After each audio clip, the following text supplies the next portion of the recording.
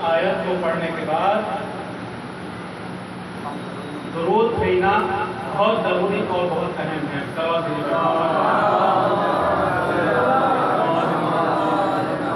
کیونکہ اس آیت میں اللہ خدا کریم اپنی مقدس کتاب میں فرما رہا ہے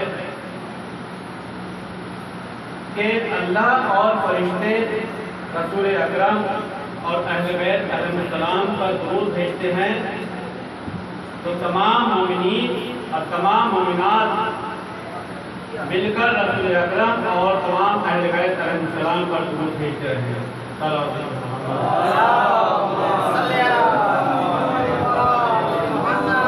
عزیزان گرامی، جیسا کہ رسول اکرم آخری نبی، خاتم الانبیاء، سید المرسلین، شافع جزا، روز جزا، یعنی بہت سے القابات سے نبی کریم رسول اکرم کو نوازا گیا، کیونکہ آخری نبی اور سید المرسلین یعنی سیدوں کے سید اور شافع روز جزا یعنی آخری دن جب روز قیامت ہوگا اور اللہ حساب و کتاب کرے گا اور تمام مخلوق کو جمع کرے گا، اس دن جو ہے ہماری رسول اکرم اور اہل بیت علیہ السلام شفاعت کریں گے۔ لیکن شفاعت کس کی کریں گے، کیسے کریں گے، یہ ہمارے اعمال پر منحصر کرتا ہے۔ تو عزیزان محترم، جس طرح رسول اکرم کو اللہ نے فضیلت بخشی، اسی طرح اور تمام انبیاء کو بھی اللہ نے فضیلت بخشی، جس میں جناب آدم سے لے کر اور جناب عیسیٰ تک کوئی بھی نبی ہو، ہر نبی کے دور میں اللہ نے معجزات سے بھی نوازا اور ہر نبی کو اپنا اپنا معجزہ دکھانے کے لیے بوقت ضرورت اللہ نے نواز کرا، کیونکہ جناب آدم سے جو شروع یعنی اللہ نے خلقت کی، انسان کو پیدا کیا، تو وہاں سے انسان کی نسل یا انسان کی شروعات ہوئی، اور دنیا میں جناب آدم کو بھیجنے کے بعد جب وہ بیٹے دیے قابیل اور حابیل، تو وہاں سے انسان کی ابتدا ہوتی ہے۔ اسی طرح جناب ابراہیم کے بعد جناب اسحاق، جناب اسماعیل، جناب اسحاق کے بیٹے جناب یعقوب کے بیٹے جناب یوسف۔ اب عزیزان محترم، جناب یوسف کی داستان اور جناب آدم کے حابیل کی داستان کچھ ملتی جلتی ہے، کیونکہ جناب یوسف کے بھی دشمن ان کے بھائی اور جناب حابیل کے بھی دشمن ان کے بھائی، یعنی جو قابیل تھا وہ نااہل جناب آدم کا بیٹا، اور حابیل تھا جو حابیل جو نیکوکار اور جناب آدم کے فرمانبردار بیٹے تھے۔ اسی لیے جناب آدم جناب حابیل کو نبوت کا درجہ پیش کرنا چاہتے تھے، لیکن شیطان نے جب بیچ میں آ کر قابیل کو بہکایا اور حابیل کا قتل کرا دیا۔ اسی طرح جناب یعقوب کے 12 بیٹے، ان میں جناب یوسف اور جناب بنیامین، یہ دونوں سگے بھائی، اور 6 بیٹے جو تھے وہ ایک بیوی یعنی علیہ نام سے اور دوسری بیوی راحیلہ نام سے جناب یوسف، اور باقی جو بیٹے تھے وہ تمام اور دوسری کنیزوں سے تھے۔ لیکن جناب یوسف کے جو باقی بھائی تھے ان میں سب جناب یوسف کے دشمن۔ کیونکہ جناب یعقوب جناب یوسف کو زیادہ چاہتے ہیں۔ کیوں چاہتے تھے؟ ان کی نیکیوں کی وجہ سے، ان کے اچھے کردار کی وجہ سے۔ تو اسی لیے جناب یوسف کو جناب یعقوب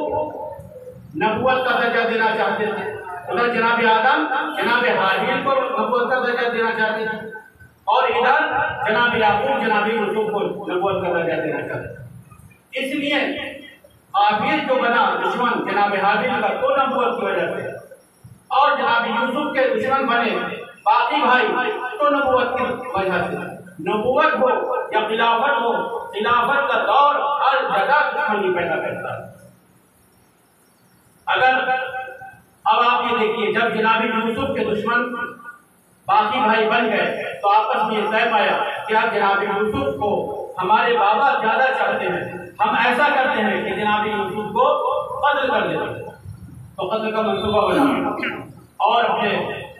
بدر بزرگوار جناب یعقوب سے انہوں نے التجا کیا، کیونکہ جناب یعقوب جانتے تھے اپنے باقی بیٹوں کا کردار کہ یہ نااہل ہیں، اور اگر میرے بیٹے یوسف کو ساتھ لے گئے تو اس کے ساتھ ظلم و زیادتی کریں گے اور ہو سکتا ہے کہ اسے مارو۔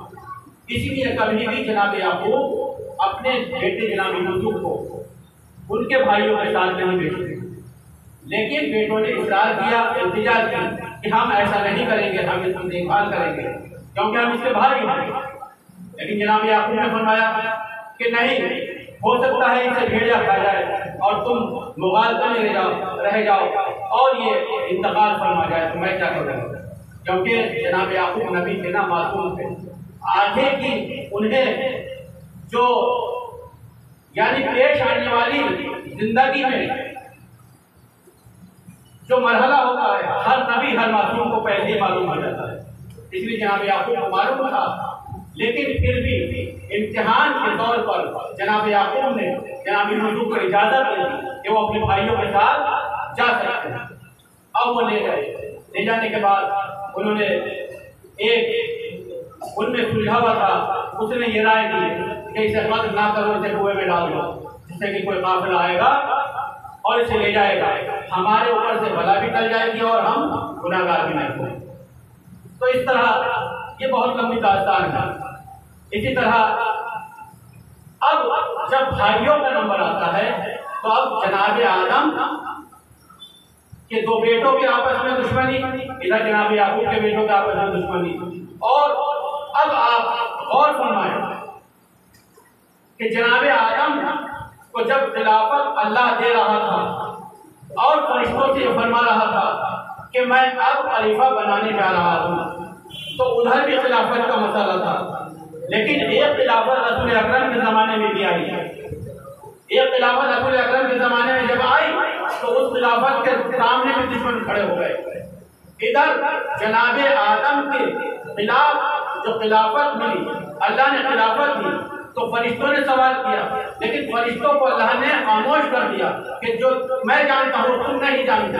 لیکن شیطان سامنے آ گیا اور شیطان نے خلافت نہ دینے کا اللہ سے ایک التجا کی اور یہ فرمایا، اللہ نے یہ فرمایا کہ اگر تم نے سجدہ نہیں کیا آدم کو تو میں تجھے اپنی درگاہ سے باہر کر دوں گا۔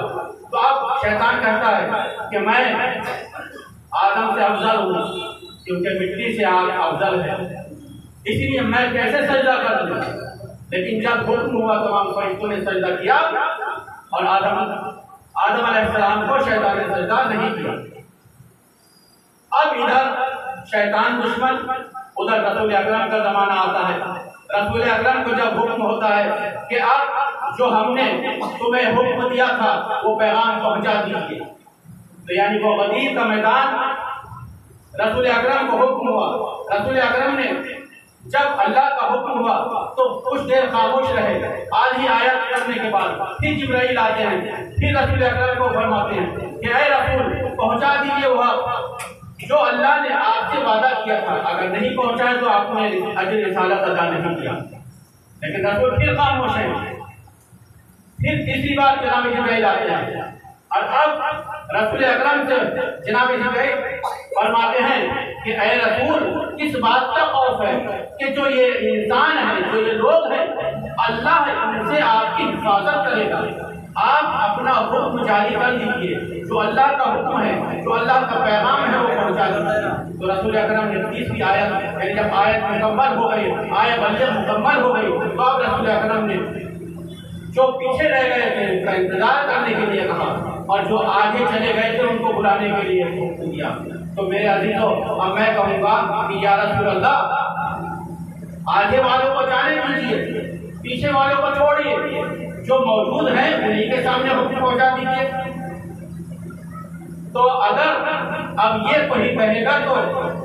رسول اکرم فرمائیں گے کہ تم نہیں جانتے یہ علی کا معاملہ ہے، کسی اور کا معاملہ ہوتا تو میں کر جاتا، کیونکہ اگر پیچھے والوں کو نہ بلایا جائے اور آگے والوں کو نہ بلایا جائے تو پھر جو علی سے پیچھے رہے گا وہ بھی علی والا نہیں ہوگا، جو علی سے آگے بڑھ جائے گا وہ بھی علی والا نہیں ہوگا، کیونکہ علی سے آگے بڑھنے والا نصیری بن جاتا ہے، علی سے آگے بڑھنے والا نصیری بن جاتا ہے، علی سے پیچھے رہنے والا اپنے آپ میں ولایت کا اقرار نہ کرنے والا وہ اسلام کو مکمل نہیں کر پاتا۔ صلوات بھیجیے محمد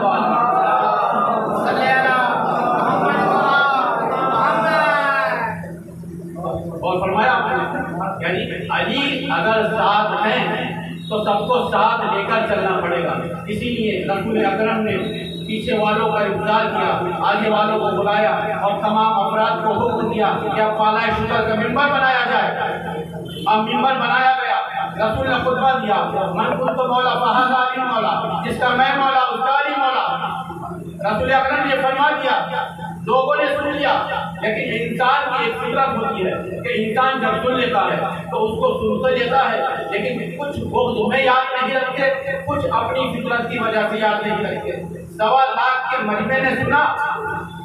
لیکن کچھ دن گزرنے کے بعد سب بھول گئے۔ اور حق یہ ہے کہ جب رسول اکرم کا آخری وقت آیا اور رسول اکرم نے انتقال فرمایا تو رسول اکرم کی میت میں یعنی جنازے میں صرف گھر والے افراد موجود تھے، باقی کوئی موجود نہیں تھا۔ کوئی خلافت کے چکر میں پڑا تھا، کوئی رسول کے بغض کے چکر میں پڑا تھا، کوئی علی کے بغض کی وجہ سے نہیں آیا، کوئی اہل بیت کے بغض کی وجہ سے نہیں آیا۔ اور فرمایا آپ نے یہ اہل بیت علیہ السلام سے بغض کا نتیجہ۔ اور لیکن علی کی فضیلت کون چھپائے گا؟ جہاں علی وہاں تمام مخلوقات جمع ہو جاتی ہے۔ اگر علی جنگ کر رہے ہیں تو پھر ان کے مقابلے میں جو آتا ہے وہ تحس نحس ہو جاتا ہے۔ اگر علی محراب میں کھڑے ہو گئے ہیں تو پھر ان سے بڑا کوئی نمازی نہیں ہے۔ اگر علی فیصلہ کرنے جاتے ہیں تو پھر ان سے بڑا کوئی قاضی نہیں ہے۔ اگر علی عرش اعلیٰ پر پہنچ کر جب رسول کو ہجرت ہوتی ہے تو رسول کے سامنے اللہ کے لہجے میں بات کرنے کے بعد اپنا ہاتھ بڑھاتے ہیں اور رسول اکرم سے مصافحہ کر لیتے ہیں۔ اسی لیے تو جب اللہ نے یہ دیکھا تو علی کو فرمایا کہ علی وجہ اللہ بھی ہے، لسان اللہ بھی ہے، ید اللہ بھی ہے۔ اگر علی کا ہاتھ بڑھے گا تو اللہ کا ہاتھ بڑھے گا، علی کی زبان اگر کھلے گی تو اللہ کی زبان کھلے گی، علی کا اگر پیر چلتا ہے تو اللہ کا ید اللہ بھی ہے، یعنی اللہ کا پیر چلتا ہے، علی کا جہاں بھی قدم بڑھے گا وہ اللہ کا قدم ہوگا۔ تو یعنی علی جو بھی کریں گے وہ اللہ کا ارکان کریں گے، رسول اکرم کا کریں گے، رسول اکرم کے حکم کے تابعدار ہوں گے۔ ایک صلوات علی محمد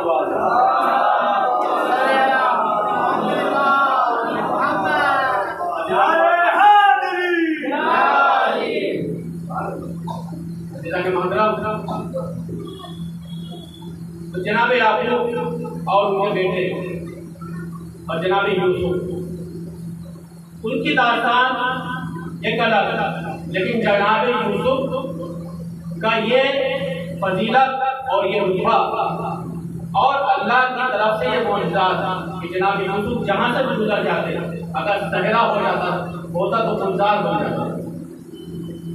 اگر وہاں پر درخت موجود نہیں ہے اور آب و ہوا وہاں کی خشک ہے تو جناب یوسف کے جانے سے وہاں کی آب و ہوا ایک خوشگوار بن جاتی ہے اور خوشبو سے لہر جاتی ہے۔ لیکن جناب یوسف ہو یا کوئی اور نبی ہو، معجزات سب کے تھے، لیکن میرے رسول کے معجزات، رسول نے چاند کے 2 ٹکڑے کر کے یہ بتا دیا کہ میرا رسول وہ ہے کہ اگر عرش اعلیٰ پر ہو تو اللہ سے گفتگو کر سکتا ہے، اور اگر اس کو ہجرت ہو جائے اور ہجرت ہونے کے بعد علی کو اپنے بستر پر لے جا دے تو علی سے اللہ رسول کی وجہ سے ان کے نفس سے اپنی مرضی قریب لے، علی کی مرضی قریب لے، اور علی کا نفس مرضی کے بندے قریب لے۔ اب علی کو مرضی مل چکی ہے اللہ، اب علی جو چاہیں گے وہ کریں گے، علی جس کو دیں گے تو علی کی مرضی، علی جس کو نہیں دیں گے تو علی کی مرضی۔ اب عزیزان محترم یہ یاد رکھیں، علی کو نہ ماننے والے، علی جنت کے مالک ہیں۔ اب جو جنت کے خواہش مند ہوتے ہیں نا کہ میں نماز زیادہ پڑھوں مجھے جنت مل جائے، میں روزے رکھ لوں مجھے جنت مل جائے، میں رسول اللہ کا نام لے لے کر محمد کرتے کرتے اپنی زندگی گزار دوں مجھے جنت مل جائے، لیکن علی سے بغض رکھوں تو کیا جنت مل جائے گی؟ جناب فاطمہ زہرا کا حق نہ دوں تو کیا جنت مل جائے گی؟ تمام اہل بیت علیہ السلام پر ظلم و ستم کروں تو کیا جنت مل جائے گی؟ تو وہ ظلم و ستم کرنے والے اور ان کے ماننے والے یہ سمجھ لیں کہ اگر جنت چاہیے تو علی کی ولایت کو ماننا پڑے گا، کیونکہ علی اس کے مالک ہیں اور امام حسن اور امام حسین اس کے جنت کے سردار ہیں، وہاں کے جوانوں کے سردار، اور ان کی زوجہ فاطمہ زہرا عورتوں کی سردار ہیں۔ تو اب یہاں پر اہل بیت علیہ السلام اگر جنت دیں گے تو جنت ملے گی، ورنہ جنت کی کوئی خوشبو بھی نہیں لگے گا۔ صلوات بھیجو محمد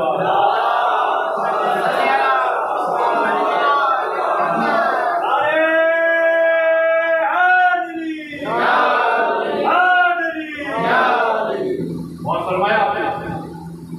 عزیزان محترم یہ بھائیوں کا مرحلہ، یعنی جناب آدم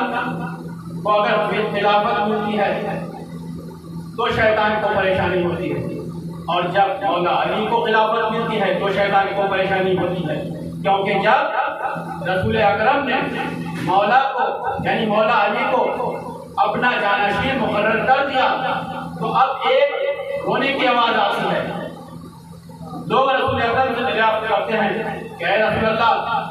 کسی کونے سے بہت زیادہ زور سے رونے کی آواز آتی ہے لیکن وہ دکھائی نہیں دیتا، تو رسول اکرم فرماتے ہیں کہ گھبراؤ نہیں، وہ شیطان ہے، وہ جناب آدم کے زمانے میں بھی رویا تھا وہ آج بھی رو رہا ہے، کیونکہ خلافت کا یہی ہے مرتبہ کہ جس کو خلافت یعنی خلافت حق سے ملے گی تو شیطان روئے گا، اور ناحق ملے گی تو شیطان خوش ہوگا۔ صلوات محمد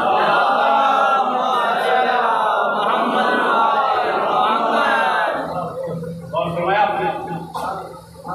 عزیزان محترم خلافت علی کو ملنے کے بعد اب حق نہ دینا اور ظلم و ستم کرنا، اور پھر ظلم و ستم کرنے کے بعد مولا علی جب اپنے افراد کو اپنے اصحاب کو جمع کرنے کے بعد جو ان کے قریبی اصحاب تھے ان سے جب کوئی مشورہ کرتے ہیں اور کہتے ہیں کہ میرے دشمن اتنے زیادہ کیا ہو گئے، جانتے ہیں اصحاب رسول بھی تھے اس میں اور اصحاب علی علیہ السلام بھی تھے، تو فرماتے ہیں کہ اے مولا علی دنیا میں کوئی آپ کا دشمن ہو جائے لیکن جہاں ہماری ضرورت پڑے گی اگر ہم 1000 مرتبہ مرنے کے بعد زندہ ہوں گے تو ہم آپ پر قربان ہو جائیں گے۔ تبھی تو امام حسین علیہ السلام کے اصحاب نے بھی یہی فرمایا تھا کہ جب امام حسین علیہ السلام کے اصحاب جمع ہوئے اور امام حسین نے روز عاشور یعنی شب عاشور روشنی بند کرنے کے بعد اندھیرے میں چراغ بند کرنے کے بعد یہ فرمایا کہ جسے جانا ہے وہ چلا جائے، راستہ کھلا ہوا ہے میری طرف سے، کیونکہ اس وقت دشمن بھی سوئے ہوئے ہیں اور میں تمہیں اجازت دیتا ہوں۔ لیکن عزیزان محترم تمام افراد نے امام حسین سے یہی فرمایا ان میں کوئی ایسا معذاللہ منافق نہیں تھا کہ رسول کے زمانے میں جیسے منافق اصحاب تھے، علی کے زمانے میں جیسے منافق اصحاب تھے، امام حسن کے زمانے میں جیسے منافق اصحاب تھے کہ کہتے کچھ تھے کرتے کچھ تھے، اور لگتا ایسا تھا کہ جیسے رسول اکرم کے سب سے زیادہ چاہنے والے تھے، لیکن اسلام کی جڑیں کاٹنے والے وہ سب سے اہم ناصور بنے ہوئے تھے۔ لیکن امام حسین کے وہ افراد جو اصحاب ایسے تھے کہ تمام اصحاب نے کہا کہ اے مولا کیا ہم سے کوئی خطا ہو گئی ہے کہ جو آپ ہمیں اجازت دے رہے ہیں؟ ہم نہیں چاہتے آپ کو چھوڑنا، ہم 100 مرتبہ اگر زندہ ہو کر اور مر جائیں اور پھر زندہ کیے جائے تو پھر ہم آپ پر قربان ہو جائیں گے۔ تبھی تو امام حسین نے فرمایا تھا کہ مجھے اصحاب ایسے ملے کہ نہ میرے نانا کو ملے، نہ میرے بابا کو ملے، نہ میرے بھائی کو ملے۔ عزیزان محترم، یہ اصحاب کون ہیں؟ کسے کہتے ہیں اصحاب؟ یعنی کسی کے پاس بیٹھنا، دوست ہونا، یا کسی سے مشورہ کرنا، یا کسی کی تعمیر کرنا، ان کے حکم کو ماننا۔ تو جیسے رسول اکرم کے پاس جایا کرتے تھے اور جو ان کے قریب بیٹھا کرتے تھے، جو ان کے ساتھ چلتے تھے، وہ اصحاب کہلاتے تھے۔ لیکن اس زمانے میں کچھ اصحاب رسول اکرم کے مطیع تھے، ماننے والے تھے، دل سے مانتے تھے، جان قربان کرتے تھے، لیکن کچھ تھے منافق جو رسول اکرم کا ساتھ بھی دیتے تھے اور اسلام کو نقصان بھی پہنچاتے تھے، رسول اکرم کو نقصان بھی پہنچاتے تھے۔ وہاں سے ہی کربلا کا جو واقعہ پیش آیا رسول اکرم کے زمانے سے ہی پیش آیا، وہاں سے ہی جو ابو سفیان ہو یا ابو جہل ہو، اس زمانے میں رسول اکرم کے دشمن ابو جہل اور ابو سفیان سب سے زیادہ دشمن تھے۔ رسول اکرم کے یہ چچا تھے، گھر والے تھے، لیکن دشمن تھے۔ اس کے بعد مولا علی کا دور آتا ہے، اس میں بھی یہی ہوتا ہے کہ جو رسول اکرم کے صحابی اچھے صحابی تھے وہ مولا علی سے محبت کرتے تھے، جن میں ابو ذر غفاری، سلمان فارسی کے لیے مولا یعنی رسول اکرم فرماتے ہیں کہ سلمان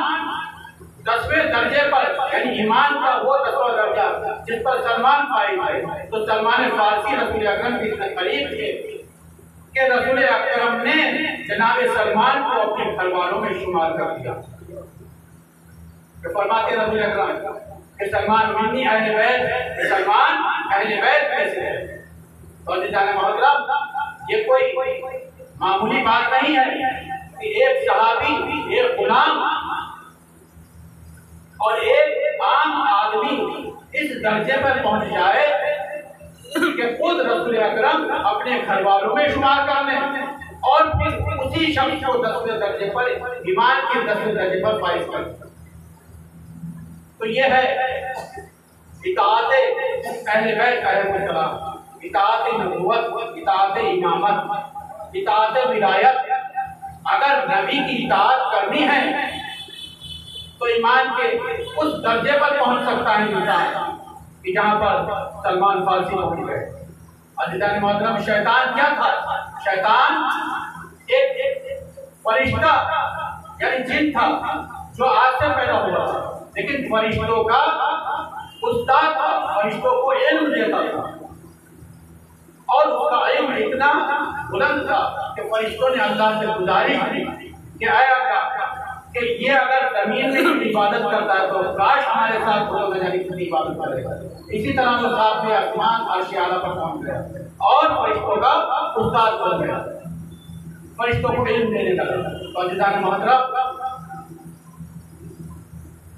یہ اطاعت ولایت، اگر ولایت انسان کے ساتھ ہے تو انسان کا اسلام مکمل ہے، اسلام کی انسان کی زندگی کامیاب ہے، ورنہ تو انسان کے پاس اگر ولایت نہیں تو پھر اس کی دنیا بھی خراب ہے اور آخرت بھی خراب ہے۔ السلام علیکم محمد وعلیہ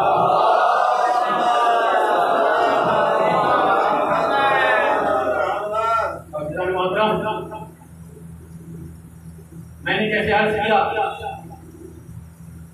کہ جناب آدم کے 2 بھائیوں میں خلفشار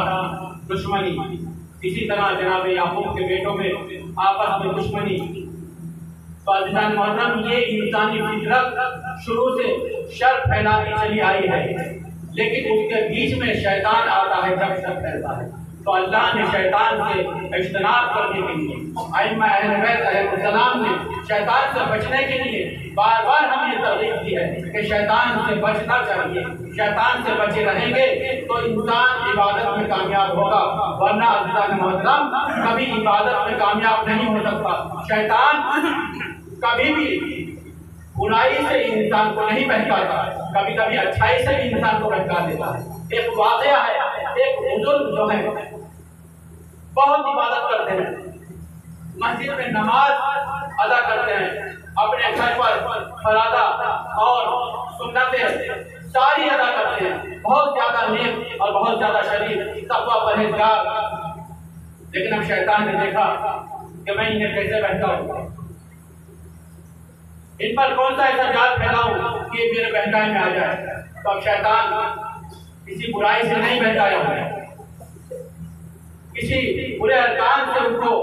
نہیں برگلایا، کیونکہ اسے پتا تھا کہ یہ اتنے نیک انسان ہیں کہ میں اگر انہیں کسی برائی سے برگلاؤں گا یا جھوٹ بول کر بہکاؤں گا تو یہ بہکانے میں نہیں آئیں گے۔ تو اس نے بھی یہ کیا کہ وہ بھی نماز پڑھنے لگا، ان کے قریب جا کر مسجد میں جب وہ نماز ادا کرتے ہیں تو وہ نمازوں پہ نمازیں ادا کرتا۔ اب انہوں نے دیکھا کہ یہ شخص تو مجھ سے بھی زیادہ عبادت گزار ہے، یہ شخص تو مجھ سے بھی زیادہ عبادت کر رہا ہے، یہ شخص تو مجھ سے بھی زیادہ نمازیں پڑھ رہا ہے، نہ جانے یہ کس بلندی پر ہوگا، اس سے کاش میں تھوڑی سی گفتگو کروں گا۔ اور وہ تھوڑے سے آگے بڑھتے اور اس شخص سے گفتگو کرنا چاہتے، تو وہ کیا کرتا، شیطان تھا، وہ اشارہ کرتا کہ ٹھہر جاؤ۔ اب وہ انتظار میں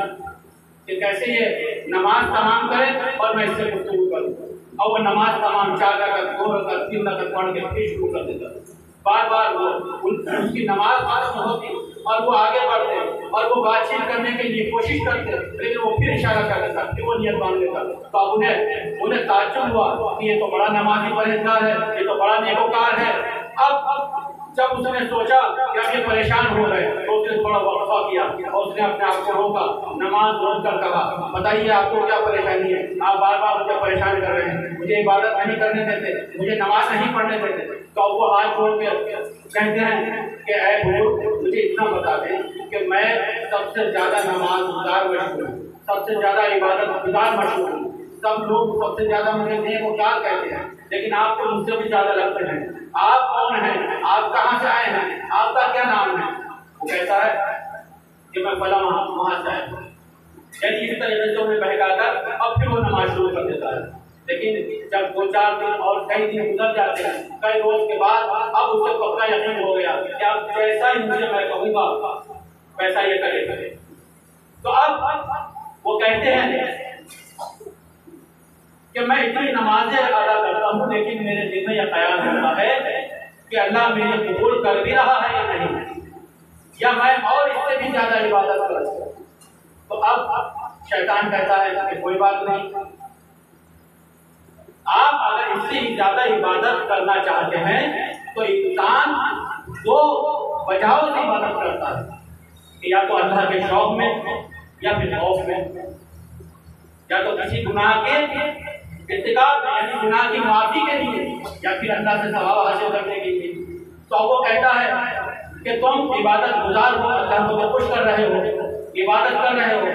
لیکن اب زیادہ عبادت کرنے کی کب خواہش ہوئی؟ جب تم کوئی چھوٹا موٹا گناہ کرو۔ تو اب انہوں نے کہا کہ میں ایسا کیسے کر سکتا ہوں، گناہ تو حرام ہے اور اللہ ناراض ہو جائے گا، میری ساری عبادت ختم ہو جائے گی، میری ساری جو محنت تھی وہ رائگاں چلی جائے گی۔ وہ کہتا ہے کہ نہیں، جو اب تک تمہاری عبادت تھی اس کا ثواب اس کا اجر اللہ دے گا، کیونکہ اللہ عادل ہے۔ میں اس طرح سے سمجھا رہا ہے کہ وہ سمجھ جائے اللہ عادل ہے، لیکن جو آگے گناہ کرو گے اس گناہ کی تلافی کے لیے تمہاری عبادت میں اور اضافہ ہو جائے گا، تم اور سوچو کہ میں اور عبادت کروں۔ تو وہ کہتے ہیں کہ اچھا ٹھیک ہے، اب ان کی سمجھ میں تھوڑا تھوڑا آنے لگا۔ اب وہ کہتے ہیں کہ میں کیا کروں؟ تو ایک بازار تھا، یعنی فحاشہ بازار، تو اس کے لیے وہ ترغیب دیتا ہے کہ تم ایک بار وہاں جاؤ اور اس عورت سے جو مشہور ہے، تو اب اس کا نام سن کر وہ خلقے میں آ جاتے ہیں کہ نہیں وہ تو سب سے زیادہ بدنام ہے، اگر میں وہاں چلا گیا تو میں سب سے زیادہ بدنام ہو جاؤں۔ تو وہ کہتا ہے کہ نہیں، تم اس وقت جاؤ کہ جب کوئی دیکھ نہ رہا ہو۔ اب وہ سمجھ میں آ گیا، اب وہ خود جاتے ہیں اس عورت کے پاس جاتے ہیں، لیکن جب اگر انسان کے اندر خلوص ہو اور اللہ کے لیے عبادت خلوص سے کرے تو پھر اللہ بھی ساتھ دیتا ہے، اور اللہ اپنے بندے کو کبھی لفظ میں نہیں آنے دیتا، چاہے وہ شیطان آ جائے۔ تو اب جاتے ہیں اور اس عورت سے ملتے ہیں اور وہ خواہش ظاہر کرتے ہیں کہ مجھے ایسے ایسے گناہ کرنا ہے۔ تو اس عورت کو بھی معلوم تھا کہ یہ شخص بہت زیادہ تقویٰ پرہیزگار ہے، اس کے من میں یہ ایسا کرنے کا کیوں آیا اور یہ گناہ کرنے کے لیے اسے کس نے برگلایا ہے؟ تو وہ سمجھ گئے کہ ضرور شیطان کا ہاتھ تھا، اس میں کوئی شیطانی ایسی حرکت ہے کہ جو انہیں سمجھایا ہے اور یہ اس مقام تک آ گئے۔ تو اب وہ کہتے ہیں وہ یعنی اللہ نے، لیکن اللہ نے فرشتہ نما اس کے دل میں ایسی توفیق جگائی کہ وہ گناہگار تھی، گناہ کرتی تھی، لیکن ایک شریف آدمی کو بچانے کے لیے، گناہ سے بچانے کے لیے اللہ نے مجھے تیار کیا، آمادہ کیا۔ اس نے کہا کہ نہیں بزرگ، آپ تو بہت زیادہ شریف اور آپ بہت زیادہ تقویٰ پرہیزگار ہیں، آپ ایسا کیوں کر رہے ہیں؟ تو اب وہ کہتے ہیں کہ نہیں، میں اپنی عبادت میں اور اضافہ کرنا چاہتا ہوں، مجھے ایسے ایسے ایک شخص نے بتایا ہے۔ تو وہ کہتی ہے کہ نہیں، وہ کوئی اور نہیں، وہ شیطان ہے، آپ کو شیطان بہکا رہا ہے، آپ ایسا نہیں کر سکتے۔ تو اب انہیں یقین ہو گیا کہ ہاں حقیقت میں شیطان بہکا رہا ہوگا، اور وہ بزرگ وہاں سے مسجد جاتے ہیں تو دیکھتے ہیں تو غائب ہو۔ تو جب ان کی سمجھ میں آتا ہے کہ ہاں حقیقت میں وہ شیطان تھا، ان سے بہکایا۔ تو عزیزان محترم، ہمیں اپنا تقویٰ پرہیزگار ایسا بنانا ہے کہ اگر شیطان بھی جسم میں غائب ہو جائے تو ہمیں اللہ کی مدد درکار ہے۔ ایک سوال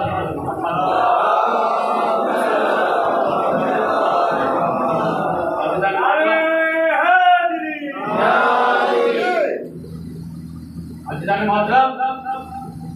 میں نے آج بھائیوں کا ذکر کیا، عزیزان محترم، ان بھائیوں کی وجہ سے ایک بھائی اور یاد آیا، بس آپ رحمت تمام ہیں، اور ان بھائی کا مقام آنے کے بعد جب جناب عباس کا نام لیا جاتا ہے تو دل تڑپ جاتا ہے۔ بھائی وہ ہوتا ہے کہ کسی نے کہا ہے کہ عورت سے اپنا راز چھپا لینا، لیکن اپنے بھائی سے کبھی اپنا راز نہیں چھپانا، کیونکہ بھائی کہیں نہ کہیں اپنا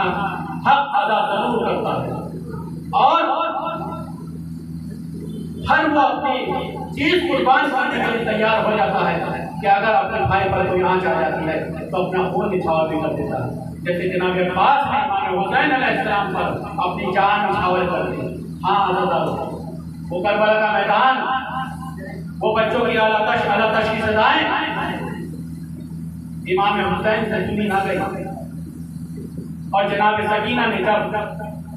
اپنے بابا سے یہ کہا کہ اے بابا مجھے پیاس مارے ڈالتی ہے، تو امام حسین نے جناب عباس کو جنگ کی اجازت نہیں دی، لیکن فرمایا اے میرے بھیا، اے عباس جاؤ اور بچوں کے لیے پانی کا انتظام کرو۔ بس جناب عباس سوکھی ہوئی مشق لے کر نہر فرات میں جانے رواں ہوئے، اور فرات پر جانے کے بعد مشق سکینہ کو بھرا، اور مشق سکینہ کو بھرنے کے بعد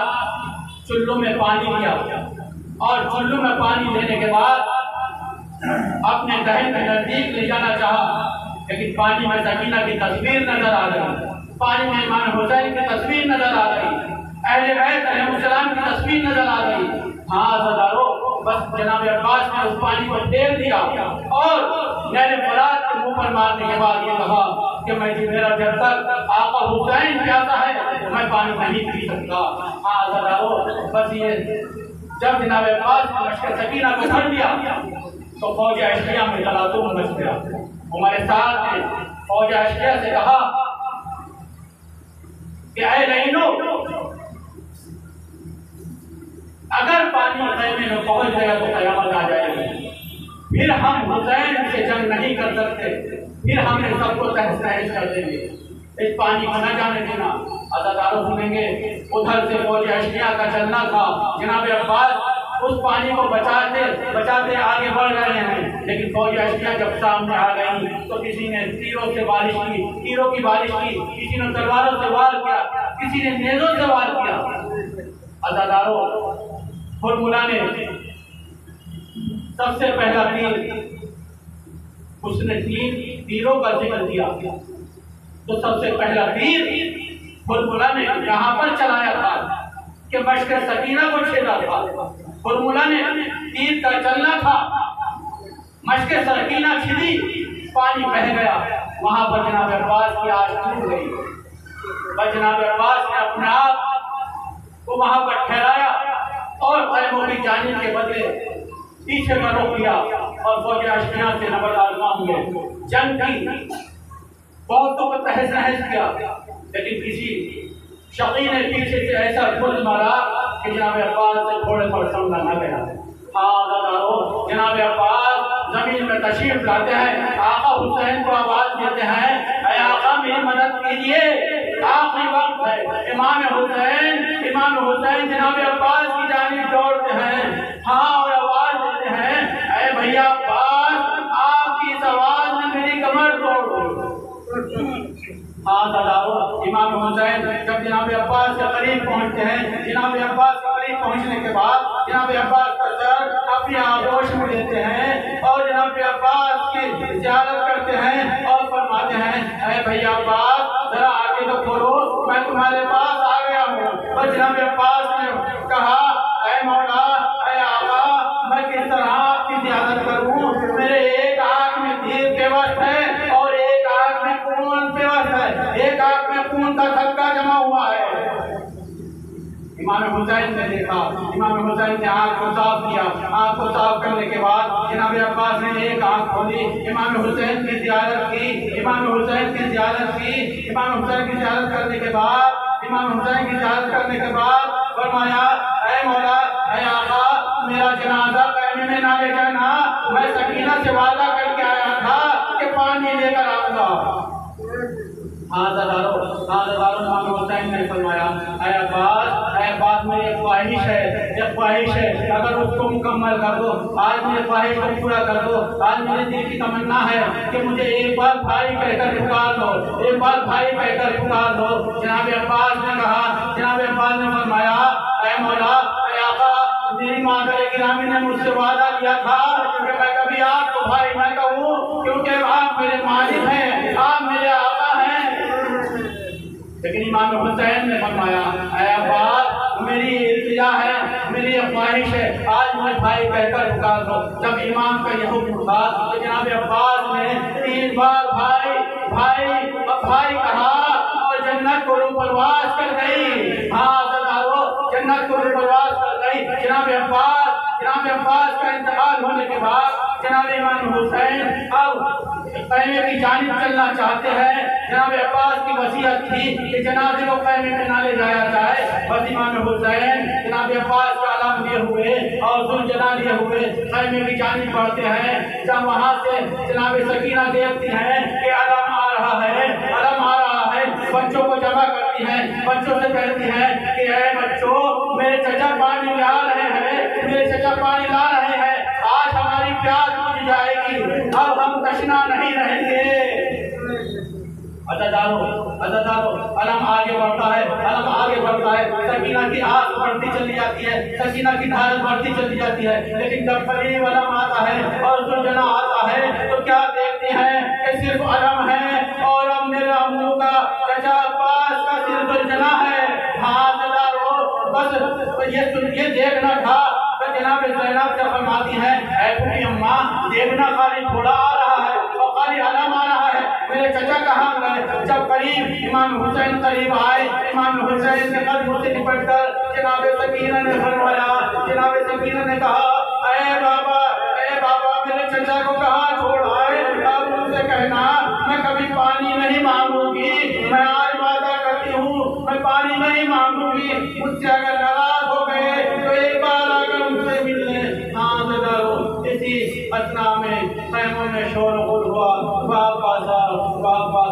انتظار کریں کوئی انا للہ و انا الیہ راجعون سدن سے بازار کرتی تیار الذین پڑے رہا ہماری چھوٹی سی عبادت کو قبول فرما پڑے رہا ان آواز سے رحمت نازل فرما پڑے رہا ہمیں توفیق عطا فرما کہ ہم حسین کے غم میں زیادہ سے زیادہ اشک بہانے کی کوشش کریں پڑے رہا